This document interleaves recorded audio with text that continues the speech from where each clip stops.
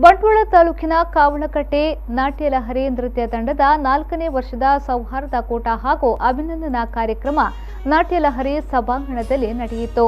ಇನ್ನು ಎಸ್ಎಸ್ಎಲ್ಸಿ ಹಾಗೂ ಪಿಯುಸಿ ಪರೀಕ್ಷೆಯಲ್ಲಿ ಅತ್ಯಧಿಕ ಅಂಕಗಳನ್ನು ಪಡೆದ ಸ್ಥಳೀಯರನ್ನು ಸನ್ಮಾನಿಸಲಾಯಿತು. ಎಸ್ಎಸ್ಎಲ್ಸಿ ಪರೀಕ್ಷೆಯಲ್ಲಿ 91% ಅಂಕಗಳನ್ನು ಪಡೆದಿರುವ ಹನಿಶ್ರೀ, ಪಿಯುಸಿ ಪರೀಕ್ಷೆಯಲ್ಲಿ 89% ಅಂಕಗಳನ್ನು ಪಡೆದಿರುವ ಕಾರ್ತಿಕ್ ದಾಸ್ ಹಾಗೂ 88% ಅಂಕಗಳನ್ನು ಪಡೆದಿರುವ ಚೈತ್ರ ನಾಯಕ್ ಅವರನ್ನು ವೇದಿಕೆಯಲ್ಲಿ ಗೌರವಿಸಲಾಯಿತು.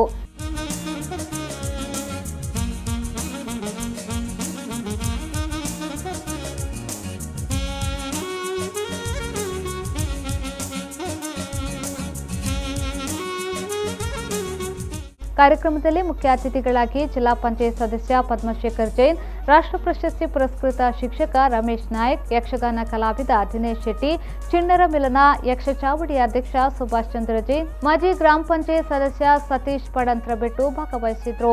ಈ ವೇಳೆ ನಾಟಕ ರಚನೆಕಾರ ಬಾಲಕೃಷ್ಣ ಅಂಚನ್, ಕೃತಿ ಆರ್ಟ್ಸ್ನ ಮಾಲಕರಾದ ದಿವಾಕರ್ ದಾಸ್, ಡ್ಯಾನ್ಸ್ ಶಿಕ್ಷಕಿ ಶ್ರುತಿ ಡಿ ದಾಸ್, ಸೃಂಜನಾ ಡಿ ದಾಸ್ ಸೇರಿದಂತೆ ಮತ್ತಿತರರು ಉಪಸ್ಥಿತರಿದ್ದರು.